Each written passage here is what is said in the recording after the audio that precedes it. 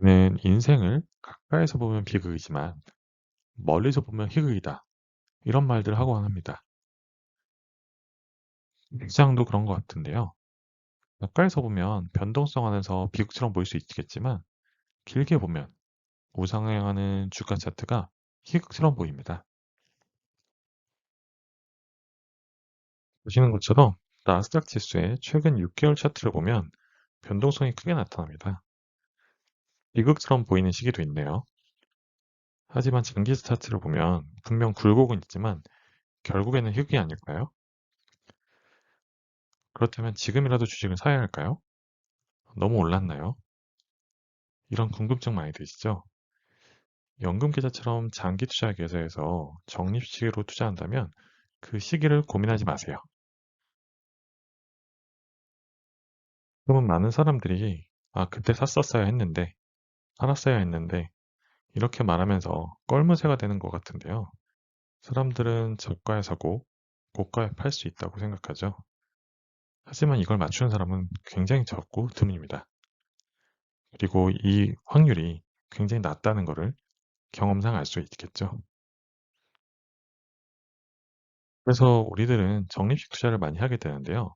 적립식 투자는 주가가 하락할 때 더 많은 주식을 살 수 있게 해서 평균 매입 단가가 단순 평균보다 낮아지는 효과를 발생시킵니다. 그래서 장기 투자에 있어서 하락장을 기회로 만들어주죠. 10년 전인 2005년 1월부터 지금까지 미국 지수형 ETF에 매월 100달러씩 시장이 오르든 내리든 꾸준히 투자했다고 가정하고 계산해 봤습니다. S&P 500 지수를 추종하는 SPY, 그리고 나스닥 지수를 추종하는 QQQ. 물론 나스닥 기술주 상승이 그동안 훨씬 더 높았기 때문에 QQQ의 수익률이 누적으로 655%가 되면서 연평균으로도 15.5%의 높은 성과를 보였습니다. S&P 500 지수 투자한 SPY도 수익률은 266%, 연평균 10.5%의 역시나 높은 수익률을 기록했죠. 이 금액을 원화로 보고 10년, 20년, 30년을 나눠서 이 기간 동안 적립식 효과가 어땠는지 계산해 봤습니다. 10년 동안 월 10만 원씩 적립식 했을 경우에는 투자 원금이 1,200만 원입니다. 그리고 최종 평가 금액은 2천만 원이 약간 넘는 금액으로 수익금 비중이 41%가 되고 있습니다. 20년 투자했을 때는 원금 2,400만 원에 최종 평가 금액은 7,600원이 넘어서 원금의 3배가 넘는 돈이 되어버렸죠. 30년 투자했을 때는 원금은 3,600만 원밖에 되지 않지만 평가 금액은 2억이 넘는, 그래서 원금 대비해서 6배가 넘는 금액이 됐습니다. 투자 기간이 길어질수록 복리 효과가 엄청나게 커지게 됩니다. 그래서 우리는 최초 투자 시작 10년 차는 자산 축적과 심리적 방어 기제가 형성되는 시기로 볼 수 있습니다.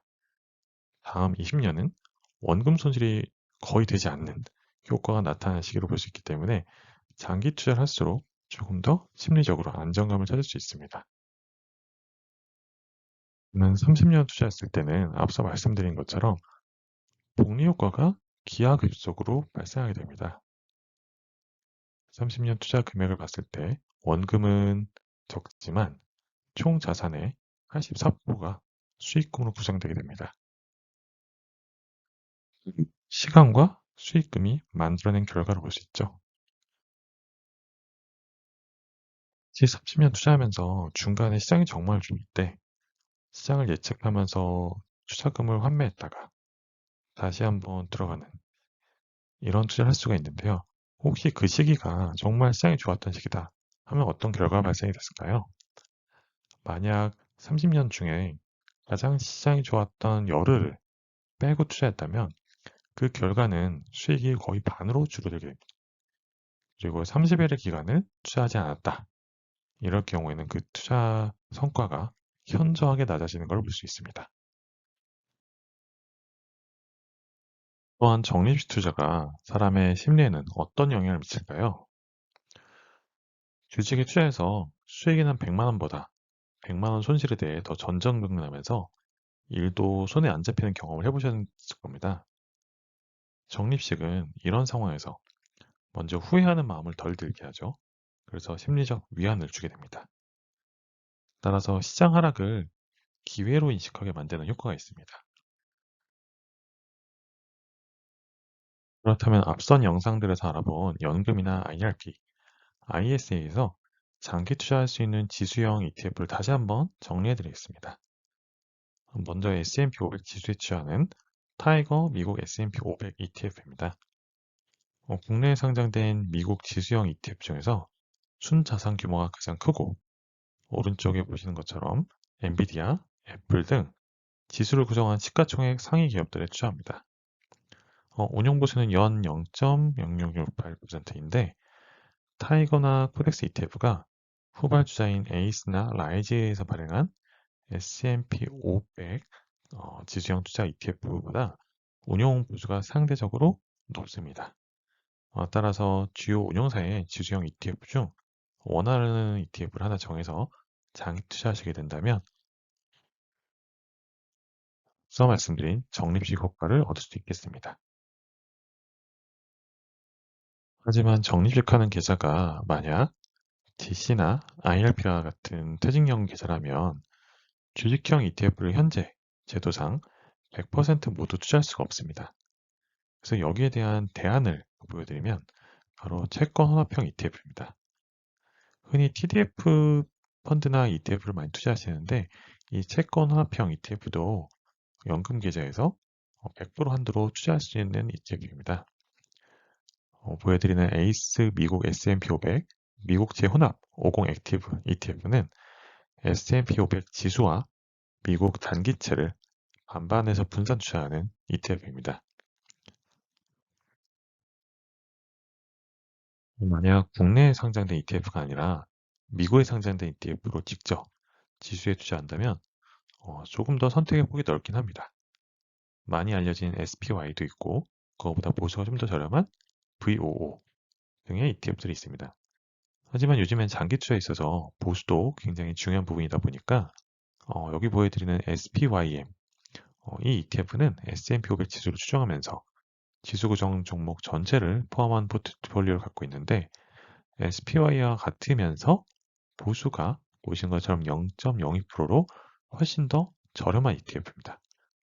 그래서 장기 투자에는 이 보수 낮은 것에 효과를 충분히 누릴 수 있겠죠.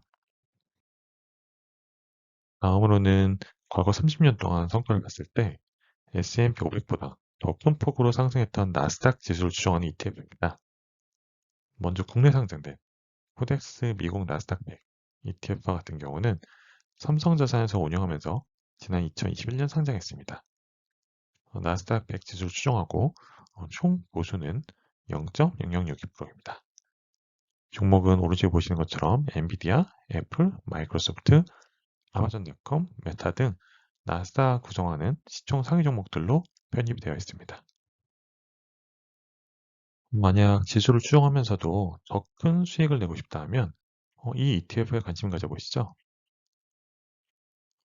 타임 미국 나스닥 100 액티브 ETF입니다. 타임폴리오 자산운용에서 운영하는 ETF로 총 보수가 연 0.80%로 상대적으로 높습니다. 하지만 편입 종목이 시총 상위 순서대로 들어가 있지 않고 ETF 이름에서 보듯 액티브형 ETF로 엔비디아, 샌디스크, 마이크론, TSMC가 현재 보유 상위 종목에 들어가 있습니다. 이렇게 최근 시장을 더 빠르게 추종하기 때문에 상승장에서 더 높은 성과를 보였습니다. 따라서 공격적 운용에 활용을 볼 수 있는 액티브 ETF로 안내드립니다. 만약 퇴직연금 계좌에서 100%까지 투자할 수 있는 액티브형 ETF 찾는다 하면은 지금 보시는 타임 미국 나스닥 100 채권합 50 액티브 ETF가 있습니다. 앞서 보여드린 타임폴리오에서 운영한 ETF인데요. 타임 미국 나스닥 100 채권합 50 액티브 ETF로 이름에서 보시는 것처럼 액티브이면서도 미국 기술주와 국내 장기채를 보유하고 있습니다. 총 보수는 연 0.25%로 주식형보다는 조금 더 낮죠. 기술주의 액티브뉴, 그리고 채권의 혼합, 이런 조합을 원하시는 분들께 맞는 ETF입니다. 나스닥 100 지수도 국내 시장을 통해서가 아니라 미국 시장을 통해서 투자하신다면은 대표적으로 잘 알려진 ETF, 인베스코 QQQ 트러스트, 흔히 알고 계시는 QQQ ETF가 있습니다. 나스닥 상장 주식 상위 100 종목을 추종하게 되고요. 그리고 편입 종목은 엔비디아, 애플, 마이크로소프트 등 지수 상위 종목들로 구성이 되어 있습니다. 장기 투자에 있어서 적립만큼 효과적인 것은 없습니다. 매월 적립하는 금액이 적고 지루하더라도 내가 부담 없이 그리고 오랫동안 멈추지 않고 적립할 수 있는 금액을 목표로 삼아서 특히 연금 계좌처럼 장기 투자 계좌에서 지수형 적립식을 활용해 보세요. 30년 후 여러분의 노후가 달라질 것입니다. 마음에 드는 ETF 오늘도 구독과 좋아요 부탁드리고요. 다음 시간에도 여러분들의 ETF 투자에 도움이 되는 내용으로 찾아오겠습니다.